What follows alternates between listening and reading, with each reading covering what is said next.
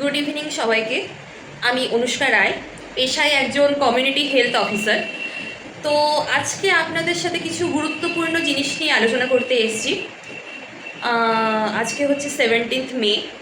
আজকে world hypertension day, উচ্চ রক্তচাপ দিবস। তো এটা একটা খুব গুরুত্বপূর্ণ একটা এখন নন কমিউনিকেবল ডিজিজ আমাদের সোসাইটিতে।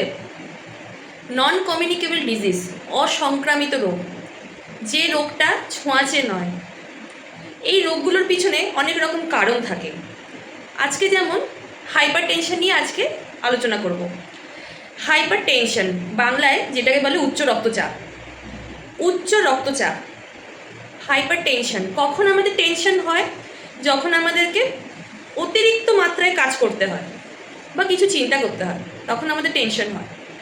তো তেমনি উচ্চ রক্তচাপ কখন হয়? যে যখন আমাদের হৃৎপিণ্ড, হার্টকে প্রয়োজনের চেয়ে বেশি পরিমাণে আমাদের কাজ করতে হচ্ছে হৃৎপিণ্ডকে, তখন আমাদের কিন্তু ব্লাড প্রেশার বেড়ে যায়। তো এই হাইপার টেনশন বা উচ্চ রক্তচাপের পেছনে বেশ কয়েকটি কারণ আছে। কারণগুলোকে যদি আমরা একটু দেখি, সেগুলোকে আমরা দুটো পার্টে ভাগ করব। একটা হচ্ছে নন মডিফায়েবল, একটা হচ্ছে মডিফায়েবল। নন মডিফায়েবল মানে যেটা আমাদের হাতে নেই, যেটা আমরা চিকিৎসা করে বা আমরা আমাদের জীবনযাত্রার মান চেঞ্জ করেও আমরা কিন্তু সেটাকে ঠিক করতে পারবো না। যেমন ফার্স্ট অফ অল হেরিডিটি, বংশগত। সচরাচর যখন কোনো হাইপারটেনসিভ রুগী আমরা পেয়ে থাকি আমাদের সেন্টারে, আমাদের ফার্স্ট হিস্ট্রি টেকিংয়েই হয় যে আপনার বাড়িতে কারোর কি হাইপারটেনশন বা উচ্চ রক্তচাপ আছে। সচরাচর এটা একটা বংশগত রোগ। হাইপারটেনশন, ডায়াবেটিস, ইভেন এখন ক্যান্সারও, এগুলো কিন্তু বংশগত রোগ। হেরিডিটি, হেরিডিটির পর আসছি জেন্ডার। মেয়ে আর ছেলেদের মধ্যেও কিন্তু প্রেশারের কিন্তু এদিক ওদিক হয়। আর রেসেস, জাতিগত দিক থেকেও হতে পারে। কোনো একটা মা প্রেগনেন্সিতেও কিন্তু আমাদের ইক্লামশিয়া, প্রিক্লামশিয়া হতে পারে। এগুলো কিন্তু আমরা আমাদের দোষে কিন্তু হচ্ছে না, এগুলো কিন্তু আমাদের হয় জিনগত, নাহলে কোনো না কোনোভাবে যেগুলো মডিফাই করা যায় না সেগুলো। এইগুলো বা কোনো একটা ফিজিক্যাল কন্ডিশনের জন্য আমার প্রেশারটা বেড়ে গেল শরীরে, এগুলো সবকটাই হচ্ছে আমার নন মডিফায়েবল। এইবার চলে আসি মডিফায়েবল, যেটা আমাদের হাতে আছে, যেটা আমরা চাইলেই ঠিক করতে পারি। মডিফায়েবলের মধ্যে কী কী রয়েছে? মডিফায়েবল যেটা রয়েছে সেটার মধ্যে ফার্স্টেই রয়েছে সেডেন্টারি লাইফস্টাইল। জীবনযাত্রার মান আমাদের দিনের পর দিন এত ডিজিটালাইজ হয়ে যাচ্ছে, বা এতটাই আমরা জাঙ্ক ফুড, এতটাই ইজি টু মেক ফুডের প্রতি আমরা এডিক্টেড হয়ে যাচ্ছি, যার জন্য আমাদের জীবনযাত্রার মান কিন্তু দিন দিন কমে যাচ্ছে। আমাদের লাইফস্টাইল ভীষণ সেডেন্টারি হয়ে যাচ্ছে। আমাদের লাইফস্টাইল একটা social media, mobile, computer, internet, এগুলোর মধ্যে বাধা হয়ে যাচ্ছে। আমরা কিন্তু একটু মন খুলে কারোর সাথে গল্প করি না, আমরা মাঠে গিয়ে দৌড়াই না, আমরা কিছুই করি না। আমাদের একটা খুব বদ্ধ লাইফস্টাইল হয়ে যাচ্ছে। তাতে আমাদের খাবারের অনেক রকম ত্রুটি আছে, ইভেন আমাদের লাইফস্টাইলেরও ত্রুটি আছে। এইটা কিন্তু আমরা ইচ্ছে করলেই চেঞ্জ করতে পারি। আমাদের বিহেভিয়ারাল চেঞ্জ, আমাদের লাইফস্টাইল চেঞ্জ, আমাদের এই সমস্ত জিনিসগুলো যদি আমরা একটু মডিফাই করে নিই, তাহলেই কিন্তু আমরা হাইপারটেনশন বা ডায়াবেটিসের হাত থেকে বাঁচতে পারবো। নেক্সট হচ্ছে ওবিসিটি। একটার সাথে একটা রিলেটেড। আমার জীবনযাত্রার মানটাই যদি ঠিক না থাকে, আমি যদি খাবারটাই ঠিকঠাক না খাই, আমি যদি অতিরিক্ত জাঙ্ক ফুড, আমি অতিরিক্ত ট্রান্স ফ্যাট বা অতিরিক্ত যদি আমি কার্বস নিতে থাকি, আমার কিন্তু শরীরে মেদ তো বাড়বেই। তাহলে ওবিসিটি যদি আমাদের শরীরে অতিরিক্ত হয়ে থাকে, আমরা যদি অতিরিক্ত ওবেজ হয়ে পড়ি বা মোটা বা স্থূল হয়ে পড়ি, তাহলে কিন্তু আমাদের প্রেশার, সুগারের কিন্তু অনেক সম্ভাবনা রয়েছে। তাহলে শরীরে আমাদের সঠিক ওজন কী করে জানবো? তার জন্য আমাদের সেন্টারে যখনই কোনো পেশেন্ট আসে, আমরা কিন্তু পেশেন্টের ওয়েট আর পেশেন্টের হাইট কিন্তু মেপে নিই। তারপর আমরা বডি মাস ইন্ডেক্স বার করি, বিএমআই থেকে কিন্তু আমরা সহজেই বুঝতে পারি যে মানুষটি কতটা স্থূল বা মানুষটি অতিরিক্ত, কেউ স্থূল হয়, কেউ অতিরিক্ত ম্যালনিউট্রিশিয়াস হয়, থিন হয়। এই জিনিসটা আমরা বিএমআই থেকে খুব সহজে জানতে পারি। Next, substance abuse. তার মধ্যে কী কী রয়েছে? আজকালকার যুগে ছেলে হোক, মেয়ে হোক, ইয়ং জেনারেশন পুরো পিয়ার প্রেশারে, স্মোকিং হ্যাবিট, অ্যালকোহলিজমে ভীষণই অ্যাডিক্টেড, যেটা কিন্তু আজকে হাইপার টেনশন কেন, যে কোনো বড় রোগের পিছনে একটা বিরাট বড় প্রিডিসপোজিং ফ্যাক্টর। তাহলে সেটা, এইগুলো হচ্ছে মডিফায়েবল। আমরা চাইলেই কিন্তু আমরা কাউন্সেলিং করে হোক বা কারোর একটা হেল্প নিয়ে হোক বা কারোর একটা অ্যাসিস্ট্যান্ট বা ইয়েতে আমরা কিন্তু এটা চেঞ্জ করতেই পারি। আমাদের যখন সেন্টারে পেশেন্টরা আসে, এরকম অ্যালকোহলিজম বা স্মোকিং এই জিনিসগুলো একদিনেই কিন্তু ছেড়ে যাওয়ার জিনিস নয়। আস্তে আস্তে আস্তে করে করে তাদের কাছ থেকে হিস্ট্রি নিয়ে কাউন্সেলিং করে কিন্তু আমরা চেষ্টা করি তাদেরকে যতটা সম্ভব এই জিনিসগুলোর থেকে বের করে আনার জন্য। তাহলে এইগুলো হচ্ছে আমাদের কারণ। আর তাছাড়াও হাইপার টেনশনের সাথে ডায়াবেটিসেরও কিন্তু একটা বেশ ভালোই বন্ধুত্ব আছে। হাইপার টেনশন, ডায়াবেটিস, যখন কোনো পেশেন্ট আমার সেন্টারে আসছে, আমাদের সেন্টারে মোটামুটি দু রকমের পেশেন্ট আসে। কিছু পেশেন্ট হচ্ছে সেন্টারের পাশ দিয়ে যাচ্ছে, চলে এলো, যেটাকে আমরা অপরচুনিস্টিক স্ক্রিনিং বলি। যারা সিএইচও দিদি খুব ভালো করে জানবেন, অপরচুনিস্টিক স্ক্রিনিং। তারা চলে এলো, দিদিমণি কোনোদিনও হয়তো তারা প্রেশার দেখায়নি, তারা চলে এলো, আমার একটু প্রেশারটা দেখে দিন না, একটু সুগারটা দেখে দিন না। তো যখনই তারা আমার কাছে স্ক্রিনিংয়ের জন্য আসছে, আমি কিন্তু প্রেশার আর সুগার দুটোই কিন্তু আমরা মেপে নেব। ওকে। আরেকটা হয় আশা দিদিমণিদের মারফত, যেটা হচ্ছে community based assessment survey, checklist, সিব্যাক। এইরকম একটা ফর্ম আছে, যে ফর্মটার মধ্যে পয়েন্টস থাকে বিভিন্ন। তারা হোম ভিজিট করে করে কিন্তু তারা কিন্তু প্রাইমারি যে ইনফরমেশনগুলো, ফ্যামিলি হিস্ট্রি হোক, যেগুলো হোক, সেগুলো কিন্তু তারা সমস্ত যাচাই করে। সিব্যাকের স্কোর 4 বা 4-এর বেশি হলেই কিন্তু তারা কিন্তু আমাদের কাছে পাঠিয়ে দেয়। তাহলে সেরকম স্ক্রিনিংও হয় আমাদের কাছে সিব্যাকের মারফত, যেটাকে পাবলিক বেসড সার্ভের মধ্যে আমরা ফেলি। তাহলে এরকম অনেক পেশেন্ট আসে। যাই হোক, তো আমরা দেখি যে তারা হয়তো কোনোদিন প্রেশার সুগার চেকই করেননি। গ্রামের মানুষ, খেটে খান, তারা ভাবেন যে আমরা ঠিকই আছি, আমরা এত পরিশ্রম করি, আমাদের কোনো রোগ হতেই পারে না। কিন্তু অথচ দেখা যায় দুর্ভাগ্যবশত অনেক মানুষের প্রেশার অতিরিক্ত বেশি, মানে 160/100 এরকম প্রেশার, তার অথচ কোনো সিমটম নেই। কারোর আবার আছে, সে কোনোদিন প্রেশার দেখায়নি, হঠাৎ করে হয়তো এসে বলে, দিদিমণি আমার খুব বুক আটুপাটু হচ্ছে, প্রেশার দেখলাম, সেরকম প্রেশার, তেমনি সুগার 200-র উপর সুগার।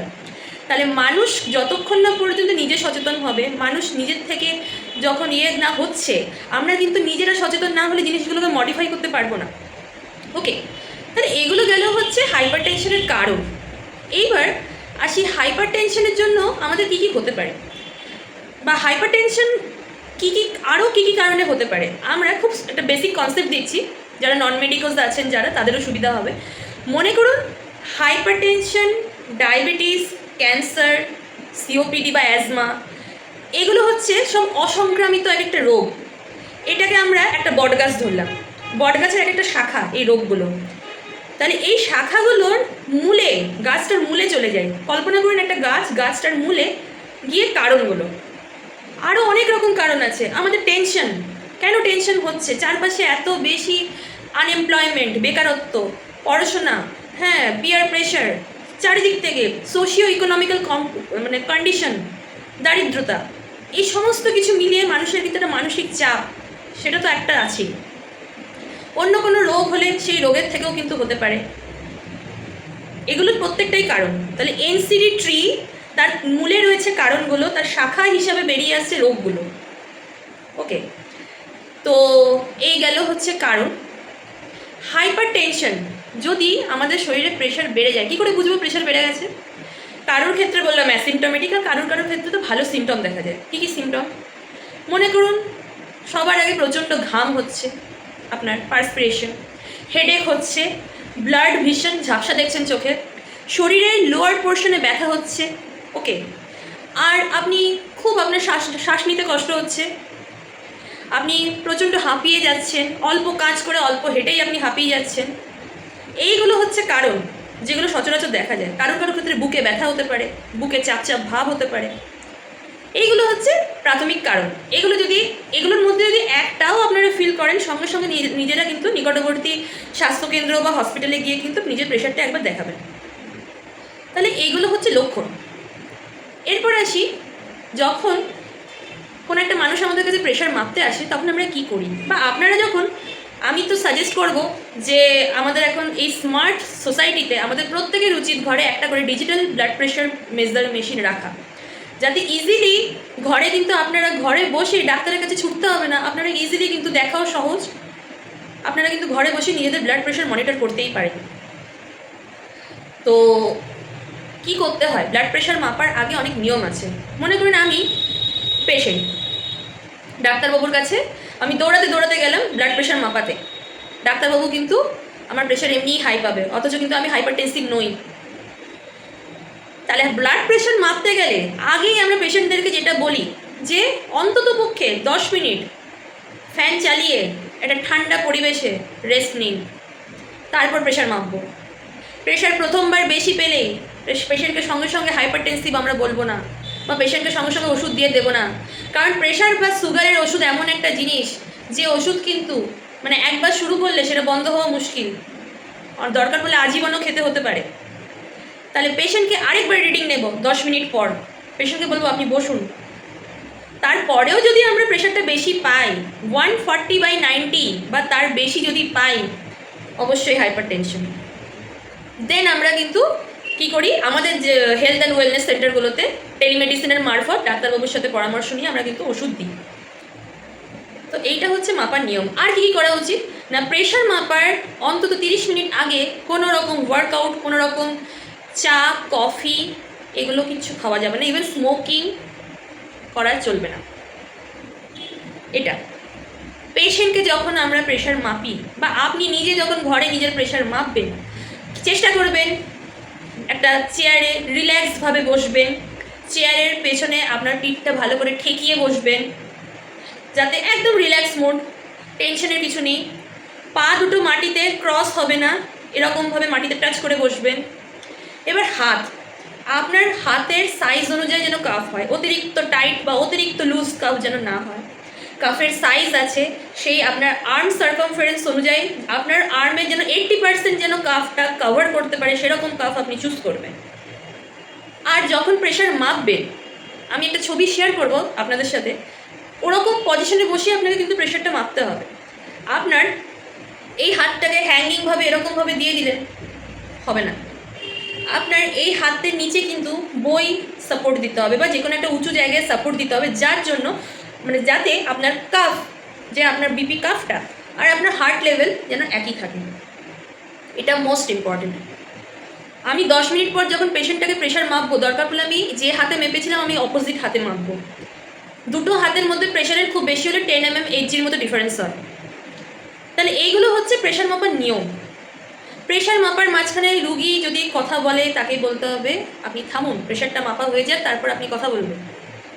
তাহলে এইগুলো হচ্ছে আমাদের মেনে চলতে হবে প্রেশার মাপার জন্য। নেক্সট, প্রেশারের মানে আমাদের যদি হাইপারটেনশন হয়ে থাকে, সেটা যদি আরও যদি আমরা পাত্তা না দিতেই হচ্ছে, হার্টকে অনেক বেশি কাজ করতে হচ্ছে, খাটতে হচ্ছে, এরপর এত কাজ করতে করতে কি হবে না, এরপর কিন্তু হয়ে যাওয়ার চান্স হচ্ছে myocardial infraction, heart attack, stroke, এরকম ধরনের রোগ কিন্তু ইজিলি কিন্তু আমাদেরকে ছুতে পারবে। কেন ছুতে পারবে না, হার্ট অনবরত কাজ করতে করতে আমাদের যদি হার্টের রক্ত চলাচল যদি থেমে যায় বা বন্ধ হয়ে যায়, তাহলে ব্রেনে অক্সিজেন সরবরাহ বন্ধ হয়ে যায়, সেই কারণে স্ট্রোক, সিভিএ বিভিন্ন জিনিস হতে পারে। বা ডিসলিপিডেমিয়া, শরীরে লিপিডের পরিমাণ যদি অতিরিক্ত পরিমাণে বেড়ে যায়, তাহলে আমাদের যে ক্ষুদ্র ক্ষুদ্র শিরা, উপশিরা, ধমনী, ব্লাড ক্যাপিলারি, এগুলোর মধ্যে যদি লিপিড জমতে থাকে, তাহলে এগুলোর যদি আমরা ঠিকঠাক চিকিৎসা যদি প্রথম থেকে না করাই, তাহলে কিন্তু স্ট্রোকের আশঙ্কা বা হার্ট অ্যাটাকের আশঙ্কা অনেক বেশি। অ্যাথেরোস্ক্লেরোসিস যেটাকে মেডিকেল ভাষায় বলে। তাহলে এইগুলোর জন্য আমাদেরকে প্রথম থেকেই কিন্তু সাবধান হতে হবে। কী ধরনের সিমটম হতে পারে সচরাচর স্ট্রোক বা হার্ট অ্যাটাক? সবার আগে চেস্ট পেন অনেক রকমের হয়, সবাই বেশিরভাগ মানুষ গ্যাসের ব্যথা বলে এড়িয়ে যায়, কিন্তু আপনার চোয়ালে ব্যথা, ঘাড়ে ব্যথা, আপনার পেনটা রেডিয়েট হচ্ছে, স্ট্যাবিং পেন হবে, মনে হবে কেউ আপনাকে কোপাচ্ছে কোদাল দিয়ে। তাহলে এই ধরনের পেন যদি হয়ে থাকে, আপনি ঝাপসা দেখছেন, কথা জড়িয়ে যাচ্ছে, একটা সাইড আপনার অসাড় ভাব লাগছে, এই জিনিসগুলো কিন্তু খুব লক্ষণীয়, এগুলোকে ইগনোর করা যাবে না। একটার সাথে একটা কিন্তু ইন্টার রিলেটেড। আমরা ওর জন্যই এত দূর অবধি না ভেবে প্রথমেই উচিত আমাদেরকে প্রেশারটা কন্ট্রোল করা, যার জন্যই আজকে আপনাদের সাথে এই ভিডিওটা আমার শেয়ার করা। কারণ গ্রামে এরকম প্রচুর কেস আমরা পেয়ে থাকি যে তারা হয়তো জানেই না তাদের কত বছর ধরে তাদের প্রেশার হাই আছে বা কতদিন ধরে তারা হাইপার টেনশনে ভুগছে। যখন সেটা খুব অতিরিক্ত হয়ে যায় তাদের স্ট্রোক হয়ে যায়, তাদের ডেথ হয়। এনসিডির ডেথ কিন্তু আজকের দিনে দাঁড়িয়ে এটা খুবই মানে দুঃখজনক। এটা যাতে না হয় তার জন্য কিন্তু আমাদেরকে সবাইকে সচেতন থাকতে হবে। এরপর আসি ঝুঁকি জিনিসগুলো, রিস্কগুলো আমরা শেয়ার করলাম। এরপর আসি আমাদের কী কী করা উচিত যাতে আমাদের হাইপার টেনশন না হয়। জিজ্ঞাসা করে গ্রামের মানুষ যে আমার এত প্রেশার বেশি এলো দিদিমণি, আমি এখন কি করব? সবার আগে জীবনযাত্রার মান পরিবর্তন। জীবনযাত্রাটাকে আমাদেরকে একটু হেলদি করতে হবে, আমাদের একটু শরীরচর্চা করতে হবে। অন্তত পক্ষে 30 মিনিট সময় রাখতেই হবে ব্যায়াম করার জন্য।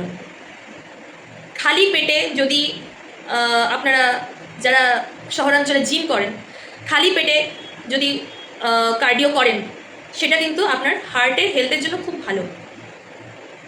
কার্ডিও, স্ট্রেংথ ট্রেনিং, আমি অনেক দূরে গেলাম। স্ট্রেংথ ট্রেনিংয়ে আপনাদের ওবেসিটি কমবে, কিন্তু আপনাদের হার্ট হেলথ ভালো রাখার জন্য অবভিয়াসলি এমটি স্টমাকে কিন্তু কার্ডিও করতে হবে। আর গ্রামের মানুষ, তাদের প্রথম কথাই হয় দিদিমণি আমরা আর কেন পরিশ্রম করব, আমরা তো সারাদিন প্রচুর খাটি। না, খাটার জন্য যে আমাদের হাঁটা চলা করা বা যে পরিশ্রমটা, সেটার সাথে এটা কোনো রিলেশনই নেই। 30 মিনিট সময় ধরে ঘড়িতে যখনই আপনি ফাঁকা সময় পাবেন, সমস্ত কাজকর্ম সেরে, সে সকাল হোক বিকেল হোক, আপনাকে সোজা রাস্তায় হাঁটতেই হবে, যেটাকে ব্রিস্ক ওয়াকিং বলি আমরা। এই হাঁটতে যদি আপনি শুরু করেন, তাহলে এমনও হতে পারে আপনার 1 মাসের মধ্যে প্রেশার সুগার কন্ট্রোলে চলে আসলো, আপনাকে আর ওষুধ খেতে হলো না। কারণ বারবার বলছি, প্রেশার সুগারের ওষুধের প্রচুর সাইড এফেক্ট আছে, যেটা আপনাকে সারা জীবন সহ্য করতে হবে। তাহলে শরীরচর্চা 30 মিনিট অন্তত পক্ষে সপ্তাহের 5 দিন হলেও কিন্তু আমাদেরকে এক্সারসাইজ করতেই হবে।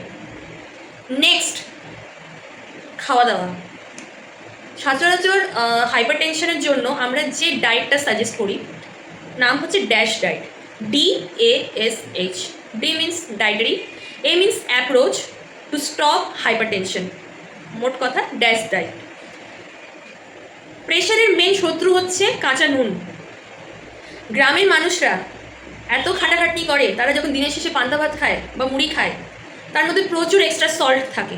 পান্তা ভাতের সাথে কাঁচা নুন নিয়ে তারা খায়, মুড়ি তারা কিন্তু ধুয়ে খায় না। তো যখনই প্রেশার তাদের ডিটেক্ট হয়, আমরা তাদেরকে সাজেস্ট করি যে মুড়িটা ধুয়ে খান, পান্তা ভাতের সাথে এক্সট্রা সল্ট তোমরা নেবে না। WHO ওর কথা মতো সারাদিনে 5 গ্রামের বেশি নুন আমাদের খাওয়াই যাবে না। পাতে এক্সট্রা সল্ট তো একদমই না। রান্নায় যতটুকু নুন ব্যবহার হবে সেই নুনই আমাদের খেতে হবে, এটা। নেক্সট, এই ড্যাশ ডায়েটের মধ্যে কি থাকে? নামটাই dietary approach to stop hypertension, নুনটাকে কমিয়ে দিলাম। নেক্সট, এটার মধ্যে থাকে প্রচুর পরিমাণে সবুজ শাকসবজি, ফলমূল, প্রচুর গাঢ় রঙের, বিশেষ করে সবুজ শাকসবজি বা ফল যদি আপনারা খেতে পারেন, দিনে একটা করে শাকসবজি। আপনারা ভাত রুটি কম খান, কিন্তু সবজিটা পরিমাণে বেশি খান, সেটা কিন্তু আপনার একটা ভালো ওবেসিটি কমাতে হেল্প করবে, সাথে আপনার হার্টও ভালো থাকবে। ট্রান্স ফ্যাটটা কম খাওয়া, লিন ফ্যাট খাওয়া। ট্রান্স ফ্যাট কোনগুলোতে থাকে? বাইরে তেলে ভাজা, চপ, পকোড়া, যাই খান না কেন, ওগুলোর মধ্যে এই যে পোড়া তেলের মধ্যে কন্টিনিউ তারা ভাজছে, ট্রান্স ফ্যাট। এই ট্রান্স ফ্যাটটাকে আমাদের কমাতে হবে। আর শুধু সল্ট কমালে হবে না, তার সাথে মিষ্টিও কমাতে হবে। মিষ্টি কেমন ধরনের মিষ্টি? চাই চিনিটা সবার আগে কমান। আলু তরকারিতে সেদ্ধ যতটা খাওয়া তার ততটাই খান। দরকার পড়লে ভাত যেটা খাচ্ছেন 1 হাতা কম খান, বা রুটি একটা কম খান। এবার কম খেলে অনেকেই মনে হবে যে দিদিমণি তাহলে তো খিদে পেয়ে যাবে। কেন খিদে পাবে? তার ব্যালেন্সে আমাকে জিনিসগুলো রাখতে হবে। আমার ডায়েটটাকে ব্যালেন্সড করতে হবে, আমার শাকসবজিটাকে পরিমাণে বেশি রাখতে হবে, আমার কার্বসটাকে আমি কম করে নেব। আমার ছাগলের মাংস, রেড মিট যতটা সম্ভব অ্যাভয়েড করুন। চিকেন খান, দেশি মুরগি হলে আরও ভালো হয়। যাদের অতিরিক্ত হাইপার টেনশন, তারা চেষ্টা করুন এগ হোয়াইটসটা খাওয়ার। অবশ্যই কুসুমে প্রচুর গুণাবলী আছে, কিন্তু যদি এগ হোয়াইটটা খেতে পারেন তো বেশি ভালো। এবার একটা ছোটোখাটো ঘরোয়া টোটকাও আমি দিয়ে দিই এর মাঝখানে, ড্যাশ ডায়েট আলোচনা করতে করতে। সজনে পাতার সেদ্ধ করে রস 1 কাপ 3 দিন যদি খান, খেয়ে একবার প্রেশারটা চেক করবেন। বা যাদের আমি বলবো হাইপার টেনশন ধরা পড়ছে, তাদের কিন্তু উচিত ডায়েরি মেনটেন করা। ঘরে একটা ডিজিটাল ব্লাড প্রেশার মেশিন কিনে ডায়েরি মেনটেন করা। আমাদের যেমন গ্রামাঞ্চলে কী করে থাকে, এনসিডি ডায়েরি থাকে। এনসিডি ডায়েরিতে প্রত্যেক মাসে মাসে তারা চেক আপ করতে আসে, মেডিসিন আমরা রিফিল করি, ফলো আপ করি, তো সেটার পুরো হিস্ট্রিটাই ওখানে লেখা থাকে। আপনার যদি ডাক্তারের কাছে যাওয়ার মতো সবসময় সময় না হয়ে উঠছে, আপনারা কিন্তু সুন্দর ডায়েরি মেনটেন করতে পারেন। একবার সকালবেলা মাপলেন, একবার রাত্রেবেলা মাপলেন, তবে মাপাটা যেন মাপার মতো হয়। যেমন যেমন করে মাপতে বললাম সেইভাবেই আপনাকে মাপতে হবে। তাহলে সজনে পাতার রস যদি সিদ্ধ করে খাওয়া যায় সেটা একটা ভালো অ্যান্টি হাইপারটেনসিভ হিসেবে কাজ করে, এটা আমি লক্ষ্য করেছি। আর গেল সবুজ শাকসবজি, লিন ফ্যাট, এগুলো তো খেতেই হবে, সুগার কম খেতে হবে, স্মোকিং অ্যালকোহল থেকে বেরিয়ে আসতে হবে, এই সমস্ত জিনিস একদমই ভালো না। তাহলে এইগুলো হচ্ছে আমার ড্যাশ ডায়েট। ওকে, নেক্সট হচ্ছে আমার জীবনযাত্রার মান উন্নত করা, আমার খেলাধুলা বা শরীরচর্চা, আমার ডায়েট। নেক্সট হচ্ছে ওবেসিটি কমানো। প্রত্যেকটা একটার সাথে একটা রিলেটেড। আমি যদি ঠিকঠাকভাবে আমার লাইফস্টাইল লিড করি, আমি যদি ঠিকঠাকভাবে ব্যায়াম করি, আমি যদি ঠিকঠাকভাবে ডায়েট ফলো করি, আমি কিন্তু রোগা হবই। রোগা হওয়া মানে শুধু সুন্দর ফিগার হওয়া নয়, রোগা হওয়া মানে কিন্তু ওবেসিটি কম করা মানে এই প্রেশার বা সুগার বা বড় কোনো রোগ থেকে আপনি কিন্তু ইজিলি রক্ষা পাবেন।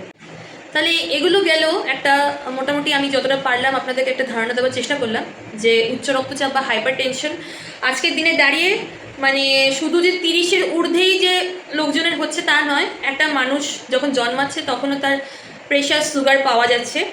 আজকাল রোগের কিন্তু কোনো বয়স সীমা নেই। তো আমাদের উচিত প্রাইমারি প্রিভেনশনেই নিজেকে ঠিক রাখা, যাতে আমাদেরকে সেকেন্ডারি বা টার্সিয়ারি অবধি যেতে না হয়। আমাদেরকে প্রথম থেকে আমরা কিন্তু একটু চেষ্টা করলে এই জিনিসগুলো করতে পারি, করলেই কিন্তু আমরা সুস্থ থাকবো।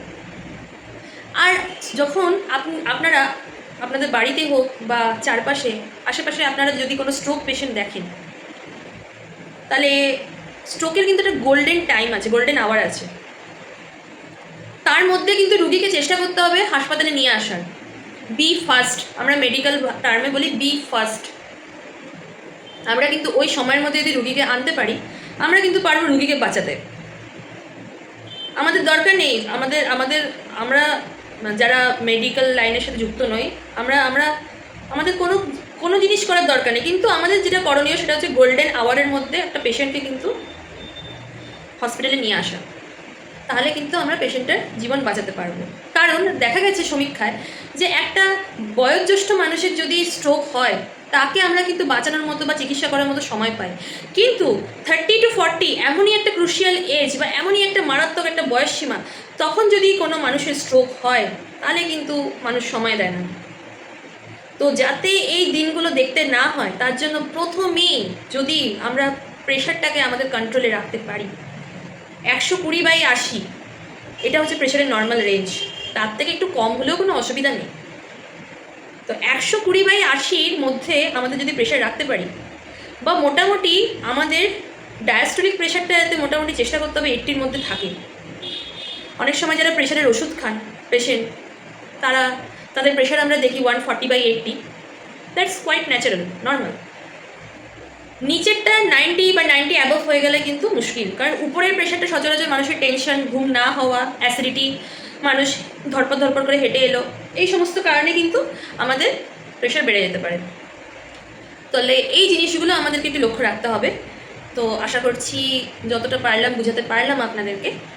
তো আজকে ওয়ার্ল্ড হাইপার টেনশন ডে, তো চলুন আজকের থেকে সবাই আমরা একটু সচেতন হই, আশেপাশের মানুষকেও আমরা সচেতন করি। তো আজকে এইটুকুই এখানে শেষ করলাম। নমস্কার।